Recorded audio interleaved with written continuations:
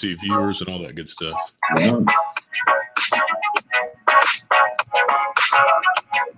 Okay, now I got to figure out how to stop it. Here we go.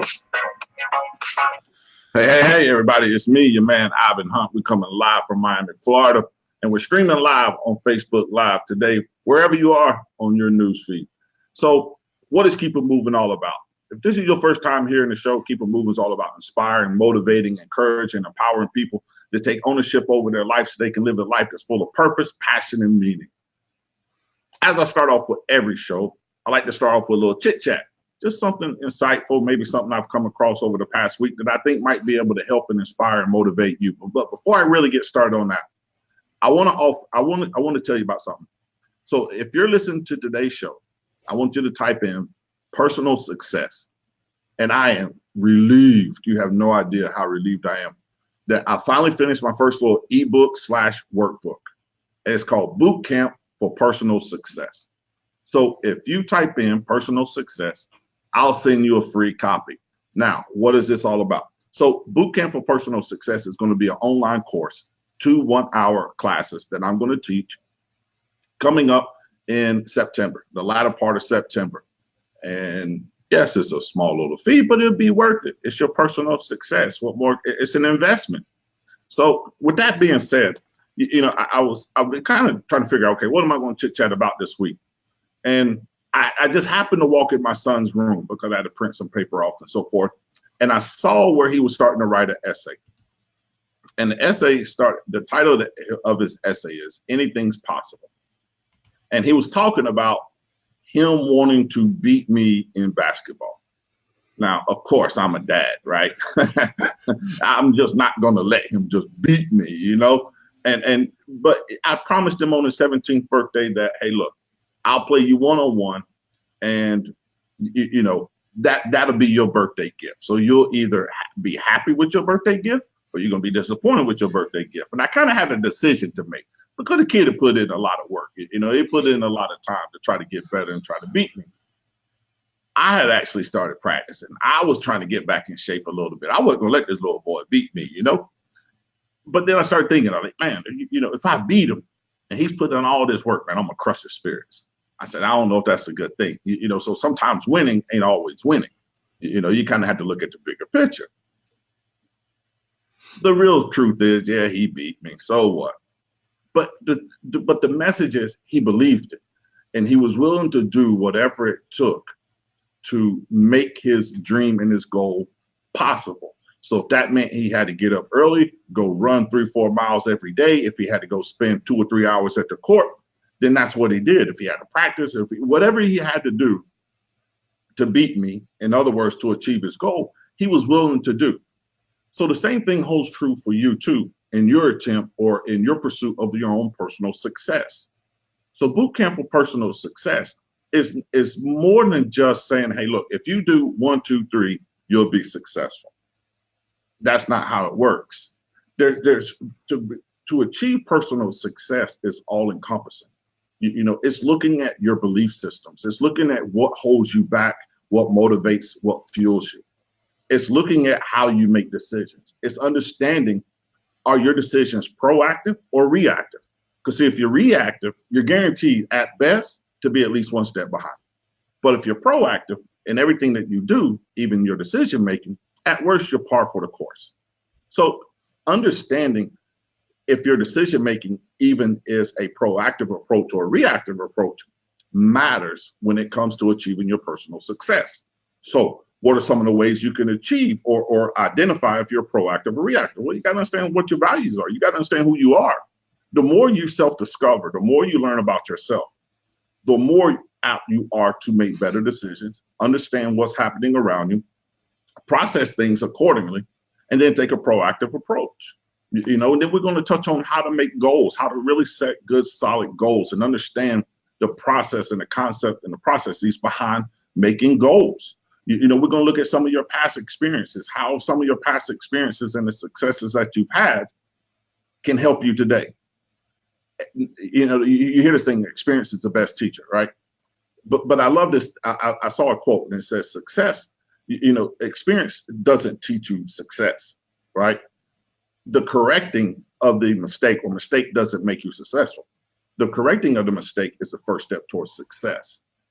So understanding the mistake is one thing. Taking corrective action, in other words, being proactive, right? See how that all tied together? Pretty clever, huh? Being proactive, even in those things, right, helps you move you forward in the direction that you want to go.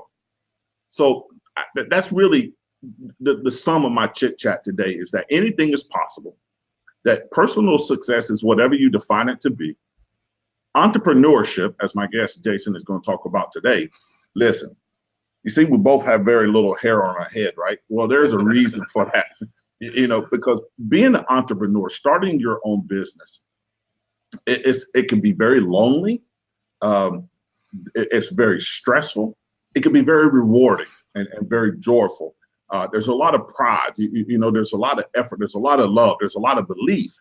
And one of the things I think that, what separates the 1% of those who make the most in our country versus the other 99% is that the 1% believe in the next time. The next time it's going to work. The next time I'm going to get it right. The next time I'm going to make the best decision. The next investment I make is going to be the investment. What separates winners from losers at the end of the day is the next time. Do you believe in the next time? Do you believe that the next time something happens, you're going to be successful?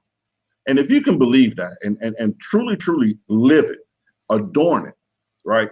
That the next time is the time, then you'll always keep finding a way to keep pushing forward. Like the name of the show is, it's called Keep It Moving. So you always got to figure out a way to keep moving, just keep moving, keep going. Eventually, the laws of the universe, I won't get too far into that,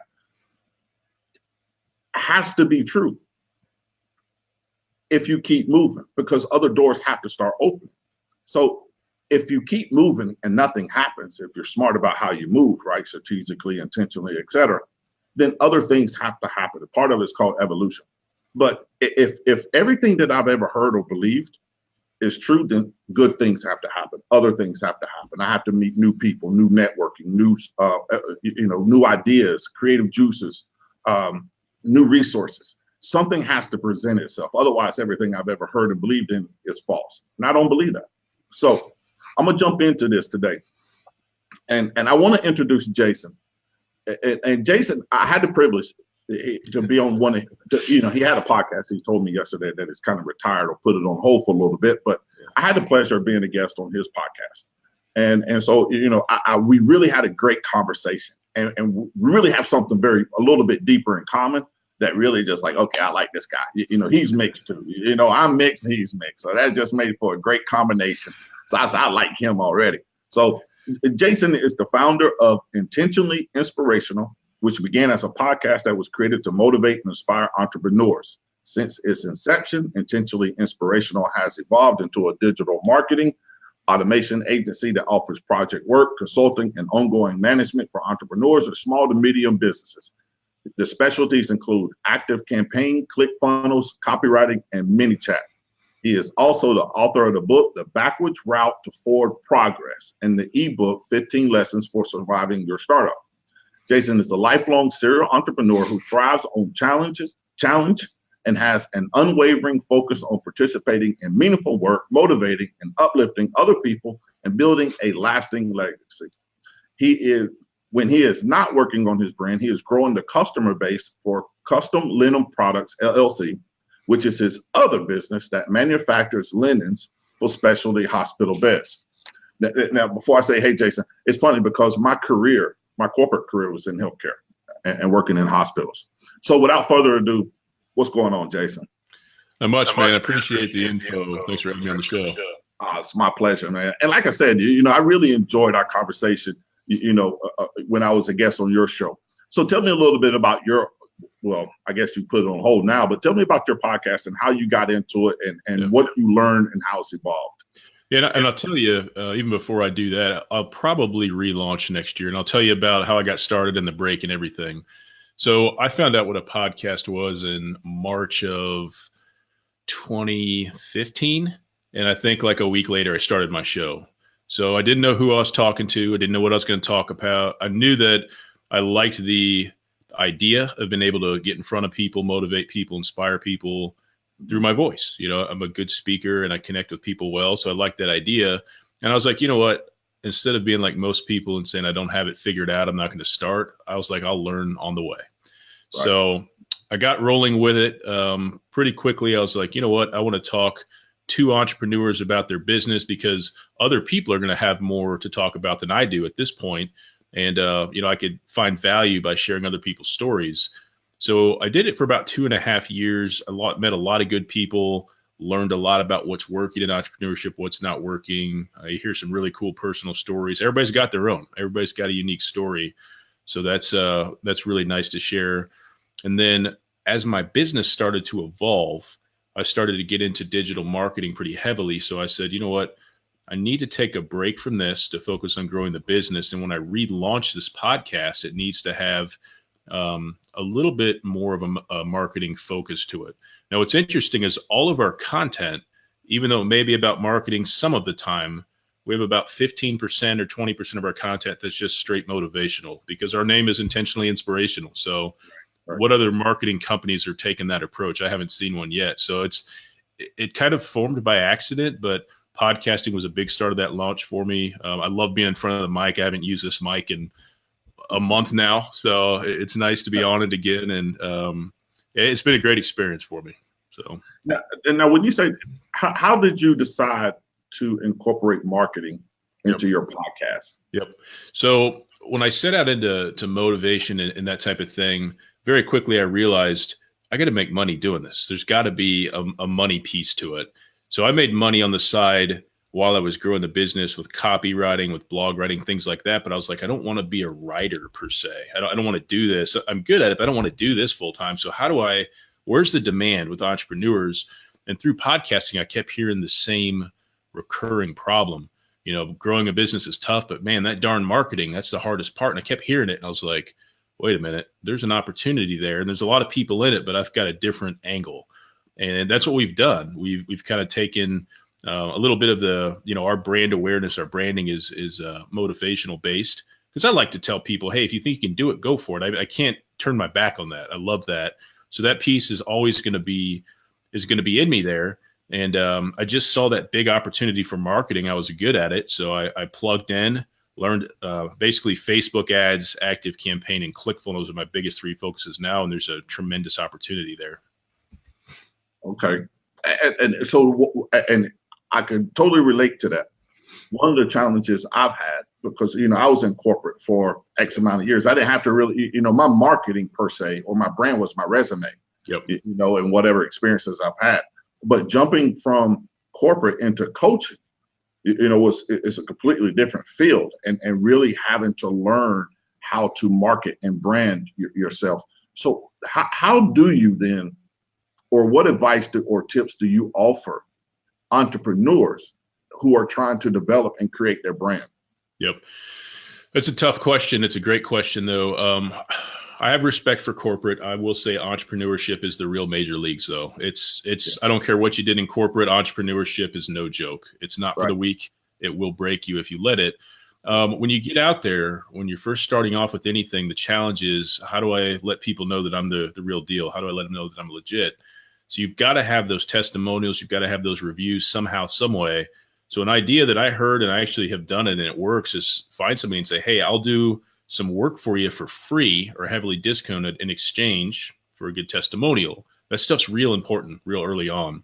Right. One thing that's helped me really pick up momentum with what I'm doing is I use Upwork, a freelance platform, and I've got a lot of reviews there. And it didn't help me the first 2 years, but now almost 3 years into that platform, there's 70 reviews in there, and people can say, okay, here's somebody else talking about what he's done. And I'll tell you the difference between having no social proof and social proof, it's night and day. So I would do anything that I could do now to get testimonials. If you can get video testimonials, those are worth their weight in gold. Get that stuff as soon as you can. And one of the things I learned, I hired a business coach, Antonio Smith, Jr., actually. And one of the things, and I love what he said, because as an entrepreneur, you got to have his philosophy or his approaches. You got to have 3 things. You got to have a service. You got to have a product, and you got to have a business system. And so, it sounds to me that part of the product, or the thing that I initially struggled with the most was the product. Mm-hmm. Coaching is not tangible, right? Podcast is not necessarily tangible either. Mm-hmm. So how did you make podcasting from a revenue perspective tangible to generate revenue? Yeah, what's interesting is, I'll be honest, I didn't make a lot of money with podcasting. I did it more for content marketing, brand awareness. But for a short period of time, I was a paid host on a different show. So that's a lot of things. That's something people don't know about me. So I was a paid host, and like many things, it started off fun and great, and then it became very, very rigid and structured. And I was like, this feels like a job. I'm out. I don't want to do it. So. Right. So you can do that with podcasting. Obviously, you can get sponsors. You can push your products, affiliate products. So podcasting, blogging, webinars, anything that's content marketing based, there's a lot of opportunity to monetize. I realized for me, just the networking and the brand awareness piece alone was what I wanted out of it. And just for my own confidence in speaking and that type of thing, there was a lot of personal gain from it as well. Okay. So podcasting was never my business model per se. It was a complement to the blogging I was already doing, another content marketing strategy. And I think that was one of the things when I first started out too, was I said, okay, I need to get on podcasts. How do I get my name out there as quickly as possible, especially transitioning, from different sectors, industries so much. And that was one of the things I did. I started, asking, hey, can I be a guest on your podcast? And eventually it opened the door to my own podcast, such as Keep It Moving. And so I could see where the evolution is going, and continue to take those next steps. But I want to switch gears here a little bit. I want to talk about entrepreneurship and mindset. Mm-hmm. You mentioned earlier that, corporate is all fine, well, and dandy, right? Yeah. But entrepreneurship is the major leagues. It's the real deal. What have you found to be the most challenging bridge between corporate and entrepreneurship? Yeah, I think the number one thing is in corporate, if something goes wrong, not that it's the right thing to do, but it's possible to maybe say, hey, it's that person's fault, or that's that department's fault, or my company won't give me what I need, et cetera, et cetera. When you're on your own, it's all on you, period. Right. The way that we do it in my company is if something great happens, it's because of me or the team. I've got a team around me. If something bad happens, it's all my fault. That's what I signed up for. So right. There's no buffer between, people that didn't pay you or angry clients or whatever the case may be. It's all you. You've got to be a little bit of a jack of all trades, so no training wheels.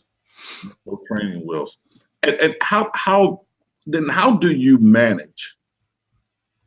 Let me retract that question. So somebody's thinking about starting their own business. Yep. Right. They know they have the idea. They know they have something that's going to work, but they have that security of their corporate job or whatever it is. What advice do you give, or what tips do you offer them? Yep. I'd say side hustle. Side hustle is the way to go. So people say, oh, I don't have time, Jason. You don't understand how busy I am. I don't want to hear your excuses. Let me tell you what you can do. Do your day job, come home, don't watch TV, don't go play golf, don't sit on the couch for an hour. You have hours every day, hours a day, where you can invest, 2 or 3 hours a day, even 5 days a week. You can get a side hustle up and going. And that's how I got away from corporate for the second time, is my side hustle started making more than my day job. And I was like, wait, this doesn't make any sense. So it may take a little bit more time than you think, but the good news is if the side hustle doesn't produce, you already have your full-time job. There's no risk in that regard. Now, it may be uncomfortable because you don't get to lay around or do what you like to do to relax or unwind. But if you're serious, there's an option for you. There's an option for absolutely everybody. And unless you're surrounded by concrete and bars and you're in a prison cell, everybody can do it. Everybody has, the resources or the opportunity for resources to get something going. There's a lot you can do in today's world. So what do you think holds people back then? Because fear. part of you is motivational, right? Yep. So you said fear. Okay. Yep. So how then can a person overcome that fear?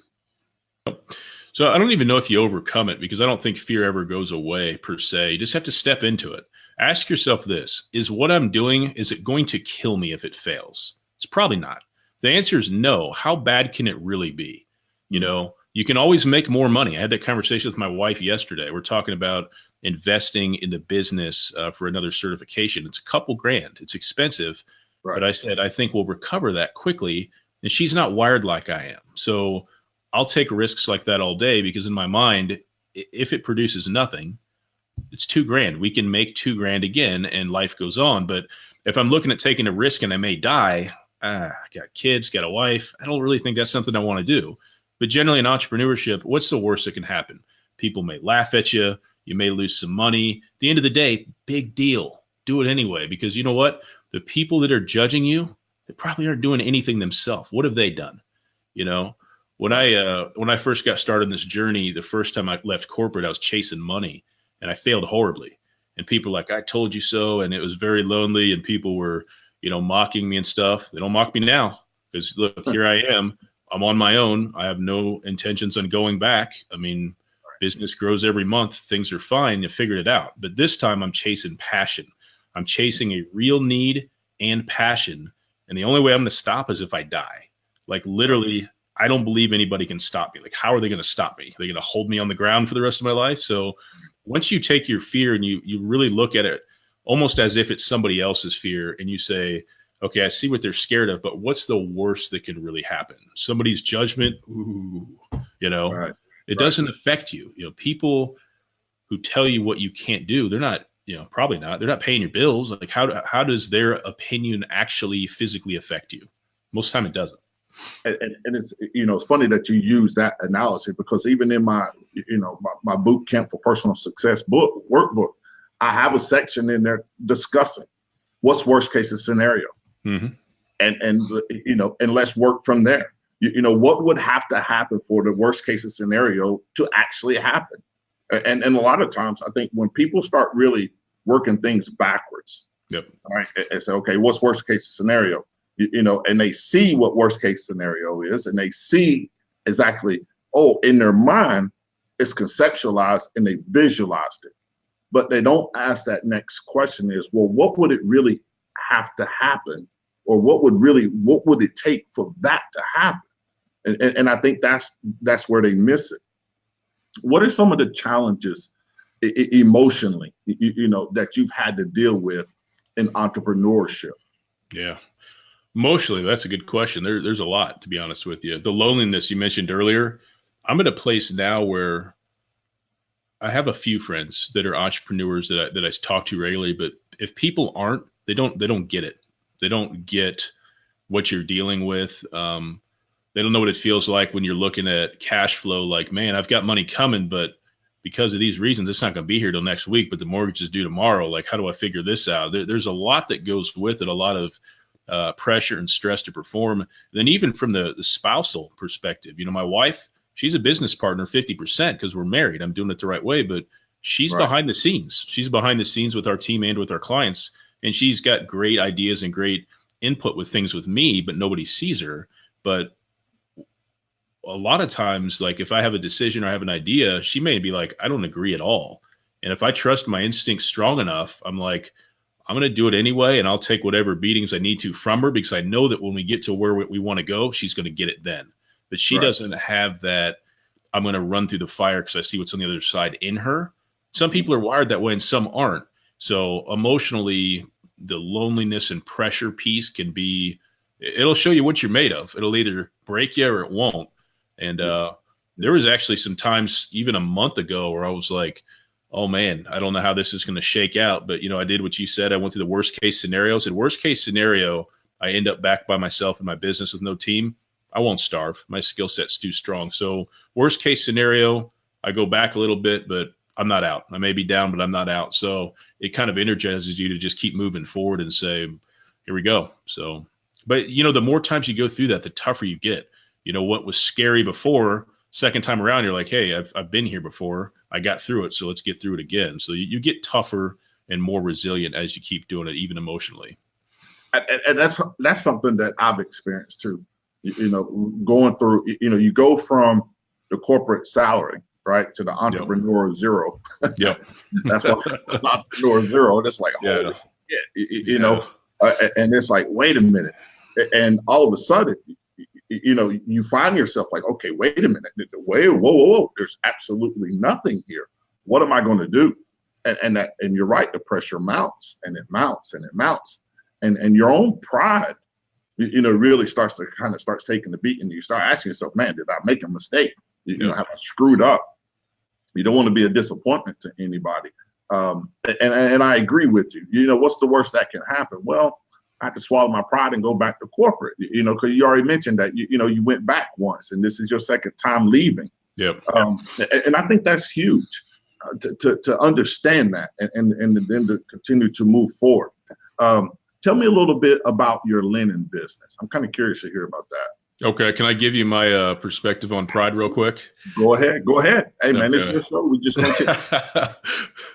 Pride does not pay the bills.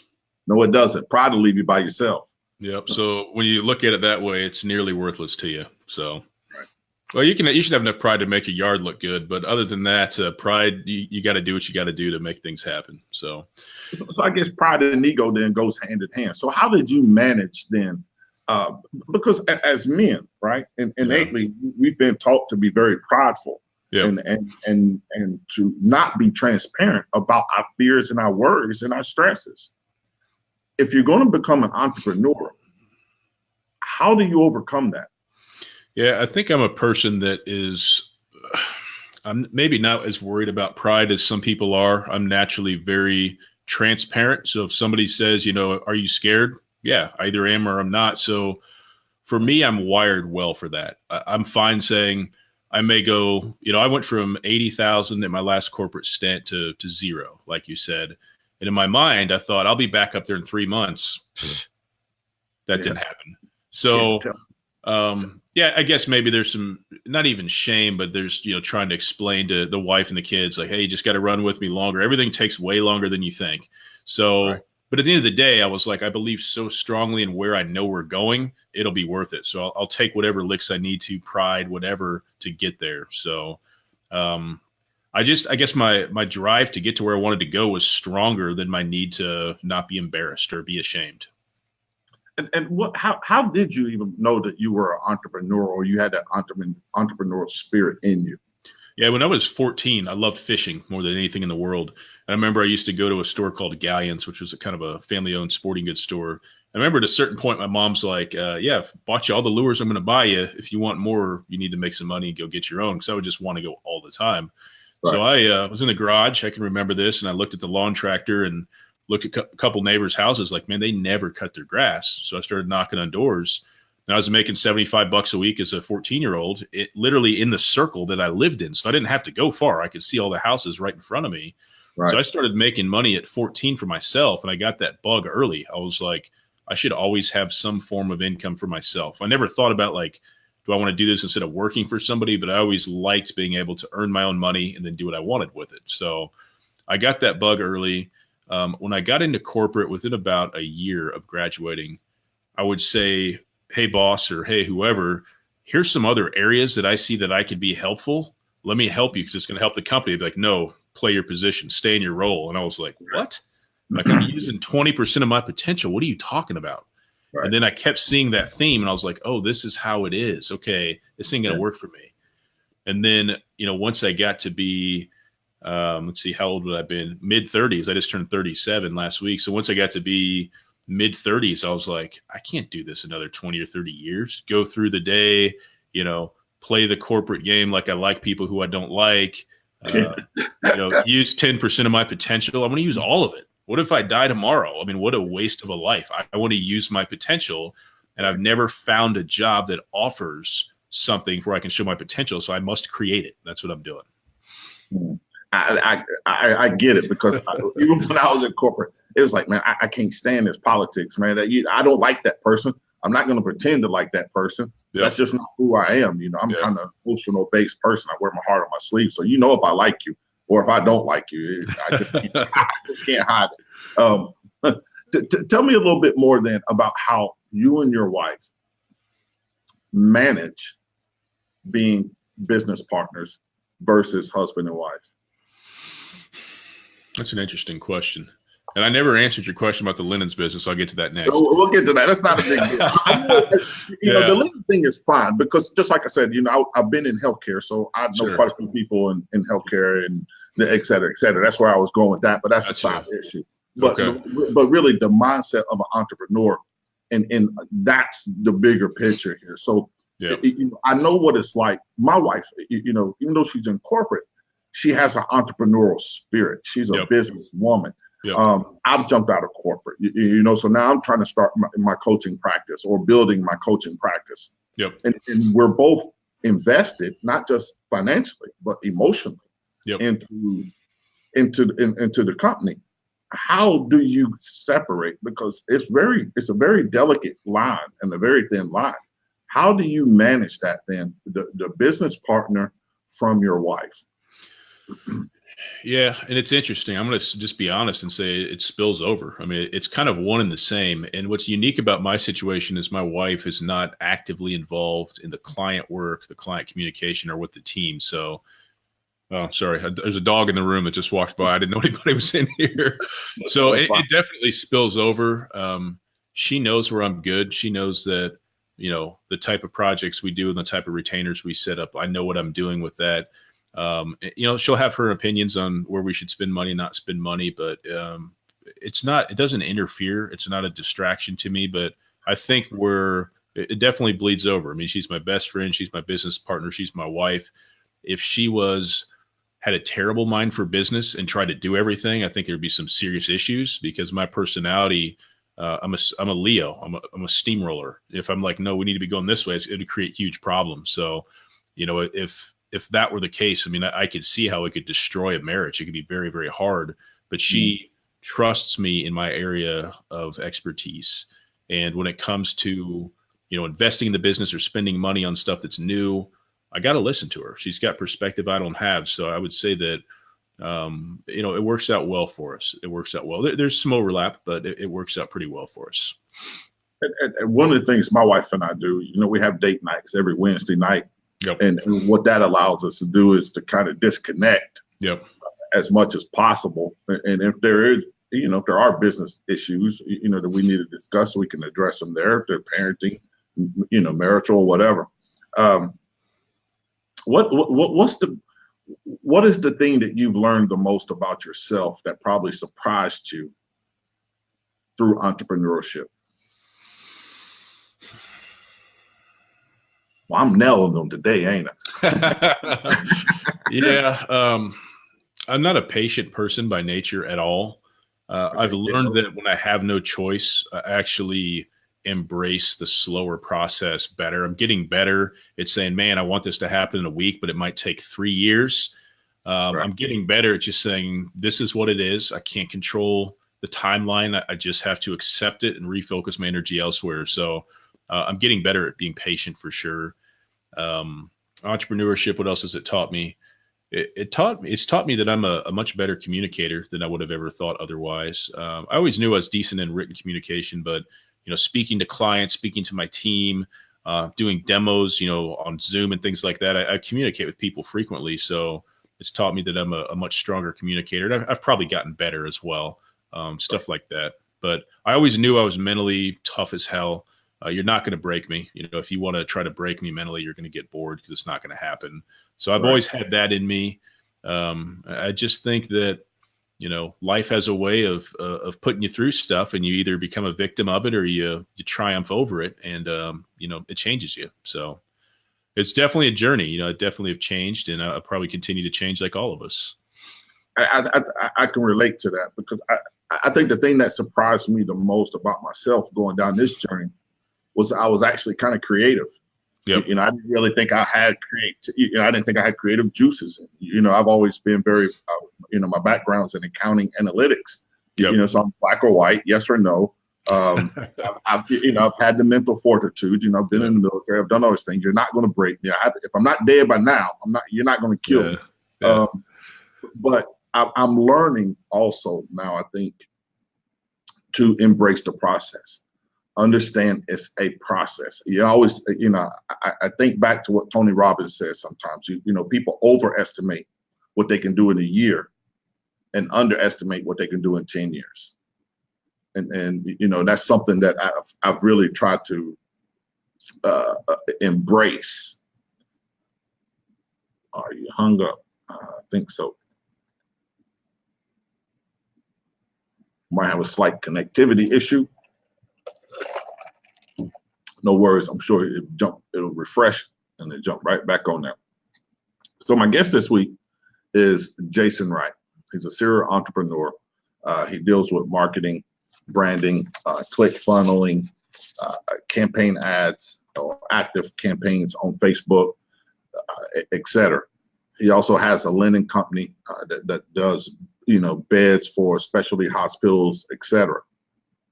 And what we've been talking about is discussing entrepreneurship, discussing the mental challenges of being an entrepreneur, and really trying to see how the challenges that go into being an entrepreneur.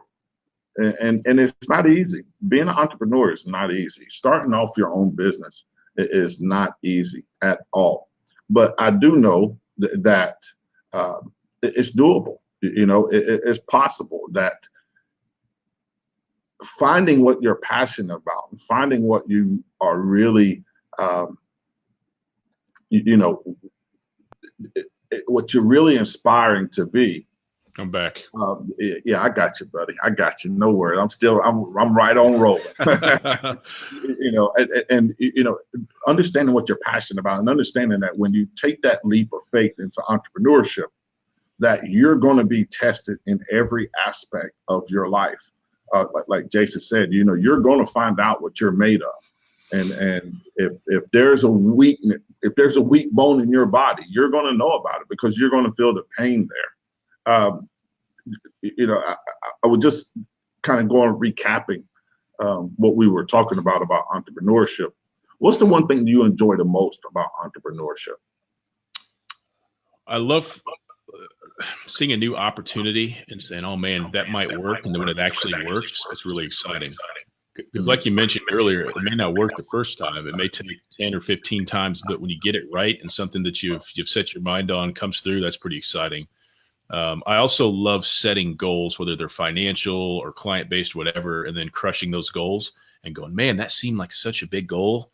And I got there this quickly. Like that's nothing in the scheme of things. So the journey is really exciting. And how important is goal setting? Because for a section, look, maybe I've knocked this little book out the park now we're talking about. See these That's three all your notebooks? goals? Yeah, it's basically I write 5 goals a day until they become reality. And then I write the day, I write what do I want to accomplish in my 5 focuses. And I've been doing this a while. And if you stick to it, you will actually find, because what you do is you program yourself, your subconscious, and you start working towards those goals, even if you don't realize it. But if you stick with it consistently, you'll actually find that you'll do things that you never thought you could do. So I'm a fan. How important then is discipline in entrepreneurship? It's everything. You know how many times I have to wake up? So Monday of this week, I worked 19 hours. Not because I wanted to. I didn't want to get up at 5 a.m. I didn't want to stay up till 1 o'clock the next morning or whatever the math is. Math's off, but I had to get stuff done. So if I didn't have discipline and I didn't have discipline to work on my own business, nothing would ever get done. Because think about working out. How many people January 1st every year, like, oh, I'm going to lose weight. They go to the gym for 2 weeks and they fail. Well, they have the ability to improve their situation, just like you and I have the ability to grow our businesses, but it's not going to happen without discipline. I would say it's absolutely foundational for any type of success. And I want to touch on goal setting again a little bit. One of the goals that I've had was to write a book of some capacity. And even though I just really kind of, I guess, started it. And when I say started, maybe about 3 months ago, really started to put everything together, even though it's probably taken me all my life, right?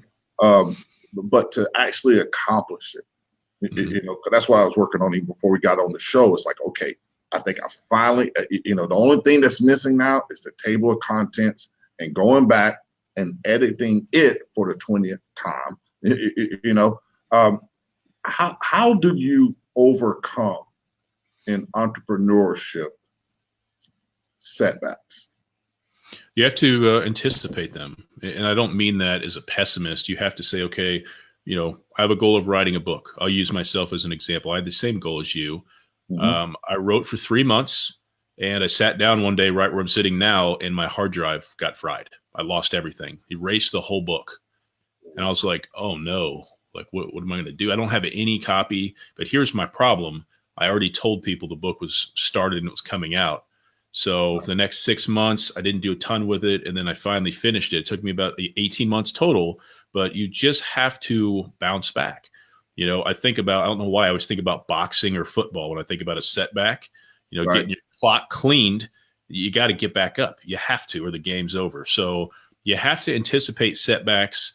You have to say, I want to get this done in a year, but it might take 5. I'm going to go for a year, and then whatever happens. I'm going to keep moving forward till I get there. You got to keep moving. So anticipate them and just push through them. You have to. Keep it moving. Keep it moving. I'm on a roll today. I can't be stopped. Slow me down. No. I agree. When sometimes it's even hard to anticipate. And I'm talking to you. I'm just talking. It really truly has challenged me. And I, how you feel like when you're right there on the cusp of that breakthrough. Yep. And that feeling you get like, okay, if I could just keep going, just keep going, just keep going, just keep going, just keep going. When people most are likely to stop right there, what do you tell them to say, well, don't stop now, keep going? Yeah, a lot of times to get that push, you need to stop where you are and look over your shoulder and see where you've come from. Because a lot of times we don't feel like we've accomplished a lot until we look at where we've been. So that backwards, that perspective over the shoulder sometimes can make you say, like, if you ask me now, do I feel like I've accomplished anything? No. But if I look back at where I started, have I? Yeah. But it takes that perspective to appreciate it. Same thing with, I can remember going through college, like, God, it took me 5.5 years to get my undergrad. And I know it takes some people longer. I was like, I don't want to do this. But at a certain point, I looked back and I was like, I've got enough time into this. I need to finish this. This needs to end. I get that. I say that to myself all the time. It's time for this thing to end. So my obsession becomes getting this off the plate, get it checked off. I've done that, moving on. So I guess my answer is look at where you've come from. And, the pushing is all mental. It's not physical. It's all mental. You're going to have days where you don't want to do whatever. All of us do. That's the thing. I used to think, man, that guy, he likes doing this stuff every day. It's false. There's successful people that don't feel like getting out of bed every day, but they do it anyway. They have that discipline. They have that drive to see it done, get it knocked out. So, right. And I love the word that you use, obsession. Yeah. I'm hotter, like I said, I don't know what moderation means, either I'm all in or I'm all out, or, and that's good and bad, depending on the situation. It is. Yep. Yeah, it is. Right. and the thing that I find myself similar to that, saying, okay, I haven't accomplished anything. There's nothing tangible that I see. And I was telling my wife, about the intro to the book. She said, well, maybe you should tell people about what you've done, where you've come from. And so I spent maybe half a day. It really didn't take me that long, but came up with like 5-6 pages. And the whole gist of it was, I was determined, I was successful.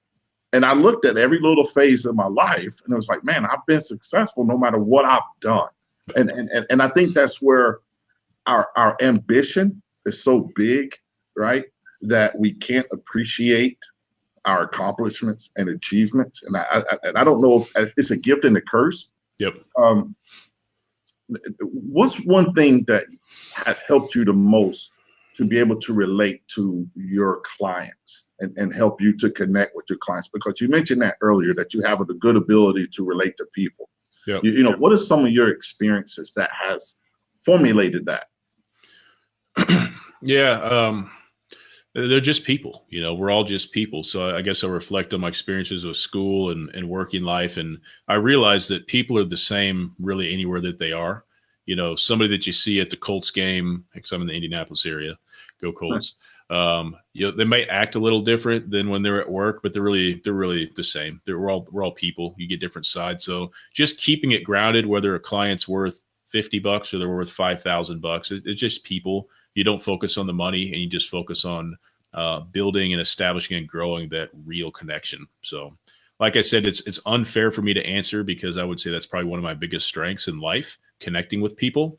I know for some people it's not as easy to do. So I would say, think of everybody you talk to as like a familiar friend. Just be comfortable and just let the conversation flow comfortably. And I think you'll have better results with anything that you do. Now, is connecting with people the same thing as networking with people? No, not at all. So networking is what we do on LinkedIn. Networking is when we exchange business cards. Here's my website. Check it out. It's very impersonal. Connecting with people is when you actually experience and create that real human interaction. And which one works best for you? Because there's some people. My wife is an excellent networker. Yep. She can network with anybody. Me, yep. I suck at networking, but I can connect with anybody. Yeah, I think the value is in connecting. I place, as bad as it sounds, I really don't place any emphasis on networking, because I kind of see it as a waste of time. I can do more with one real connection than I can with 500 network people, because real relationships where the magic happens. That's where the opportunities lie, and the referrals and the growth of relationships. It's all about that interpersonal connection is probably the most important soft skill anybody could have, honestly. Because if I'm a CEO of FedEx or a big company and I can't connect with the people around me, I'm not going to connect with anybody under them either. How effective am I going to be? Right. It's about being authentic and about listening to people and not thinking you're better than anybody. And that keeps it very efficient, and it works. Cool deal. So we're almost towards the end of the show. Tell me about a speaking engagement that you had that really stands out to you, and what was it that really stood out to you about it? So I'll be honest, I've never done a speaking engagement as an entrepreneur. I did it in the corporate world, but I've never done that. I have an event that I'm going to put together in Indianapolis this fall, speak at that, but I've never got up and done speaking as an entrepreneur. And I haven't shied away from it per se. I just really haven't sought out the opportunities. So okay, fair enough. Got to like the honesty, right? Yeah. Because you do the podcast, or you've done the podcast, you've done the hosting, and you have excellent voice. Is that something that you want to, that you'll eventually explore further? Down the road. Yeah. So I'll just tell you this really quickly. So the business now, by accident, I've formed an agency. So we do marketing automation for companies. We do projects and ongoing work. That is not my whole goal. That is not my whole business model. That's just a piece of a much larger picture. What I want to do is I want to use the agency as another college career. I want to use it as a learning environment for me. Then I want to take my knowledge, success, and experience and distill that into information products, courses, books, that type of thing. Mm-hmm. That I see my biggest value and my biggest passion in life coming from teaching others. You want to learn how to market? Cool. You want to learn how to build a marketing business like me? Awesome. So do I think that taking to stage and doing that type of stuff is in my future? Hell yes. I hear you. The best is yet to come. Yes, I agree with you. And that's something that I've actually started. Again, I just completed a workbook, and I'm gonna do this online class, and I love the thing I loved the most when I was in corporate, right, and was in management, was my staff. Yep. And whenever I had the chance to, cross train them or teach them or show them, developing them, that was when I was most alive, and that's really what kind of led me to the coaching profession. Is because when I got burnt out in corporate, it was like, okay, what part of this do I like? Yep. And it was the building of my staff, building and pouring and investing into the people. That's what I loved. I loved the personal development side of it. So I agree. I think teaching for me even is on the cusp, but actually it's here, and it's just a matter of embracing it and really starting to market it and branding and promoting it. Mm-hmm. before we close off, what's your best advice for an entrepreneur? Okay, I'm gonna stack my questions, and I know I'm not supposed to stack questions, but I'm gonna stack my questions. So, what's your best advice for an entrepreneur? 1, 2. What's your best advice for an entrepreneur that his wife is also his business partner? Okay. For question 1, I'm going to give you a 3-part answer for that. Okay. So step 1 is, if you have an idea, do it. Because here's the truth. All right. And I'm not the first person to say this, and won't be the last, but I could die in 5 minutes. None of us have a certainty on our timeline. So if you look at death as the end of this game on Earth, we don't know what that timeline is. So what's the purpose? What do you think you're going to gain by waiting, giving yourself less time to execute on your dreams? Literally. So my first piece of advice is, whatever you're thinking about, do it. Do the side hustle. Do something where you cut into your leisure time, but you give yourself an idea to test. You may test what you're thinking about and say, you know what? This is going to work, but I don't really want to do this. But at least you know because you've done it. Or you may surprise yourself and say, hey, this is going to work. There's something here. So you got to go for it. Number 2, surround yourself with support. The support piece is big, and you only need one person. It's better to get more than one, but if you have one person that believes in what you're doing, that's what's going to get you through those lonely periods. You're like, what am I doing? Don't ask people. Everybody wants to go to their close friends and family. If they're not entrepreneurs, do not ask their advice, because their advice is worthless. I'm going to tell you why. If you haven't done it, how can you tell me what it should be like? Okay. If you're not a chef, I'm not going to ask you how to prepare the ribeye, because you're going to screw up the piece of meat. So that support system is big. And then tip number 3 is patience. I told you earlier. Are you still here? Yeah, I'm here. Can you hear me? Yeah, I can hear you. I lost my mic, so I have to go to the computer mic to finish. It says USB disabled. That's fine. I thought somebody flashed the bathroom. No, my mic. I just lost my mic in the headphones. This is entrepreneurship for you. It's on the mic. And tip number 3 is patience. I thought I was going to go from 0 to 80 grand in 3 months. What I think doesn't matter, because stuff will happen when it happens. So do it, find support quickly, even if it's one person, and be patient. And that will help so many more people be successful. And then question number 2, the wife and the business partner. I guess like anything else, you have to set proper expectations. If the spouse or the husband going to be active in the business, I think it would be wise to have kind of clearly defined roles.